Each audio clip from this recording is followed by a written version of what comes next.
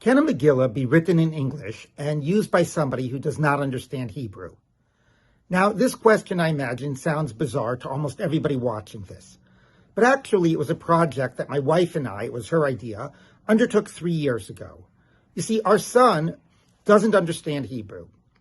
And every year he would sit and hear the Megillah read in Hebrew for an hour, not understand a word, but that's what he would do in order to fulfill the mitzvah.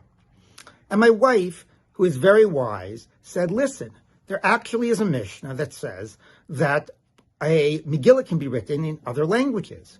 So why not commission a Megillah to be written in English? And although this has rarely been done, certainly as far as we know, never done in English, it actually is halacha that it is acceptable. That's what the Mishnah says. Korin lilo azit balaz. You read to somebody who does not understand Hebrew or is a foreigner in that language. And according to many Rishonim, that's even a higher mitzvah than reading in Hebrew because that way they understand. And of course, that's critical for our son to feel included and engaged and not in this way and in other ways on the outside of the community's religious experiences. So we commissioned this Megillah to be written in English on cloth with ink 3 years ago. Now, there is an opinion of the Rivash that says that actually we can't fulfill this mitzvah. We can't do this nowadays. Why? Because he says that the rabbis point out that 3 words we don't really know their translation. Ha-chashtaranim b'nei haramachim. And he says, well, listen, if we don't know what those actually mean, the rabbis just say this in passing, but then he says, well, then you can't write a legitimate translation, and therefore you can't really have a Megillah in other languages.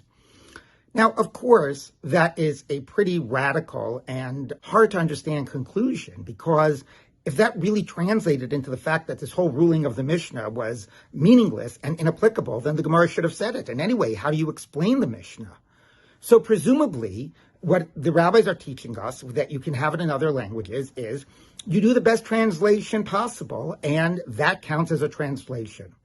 Alternatively, if somebody is concerned with this, then you would just either have those 3 words written in Hebrew, or you would read those words outside of the Megillah in Hebrew. And that's okay. You don't have to read every word from inside the Megillah.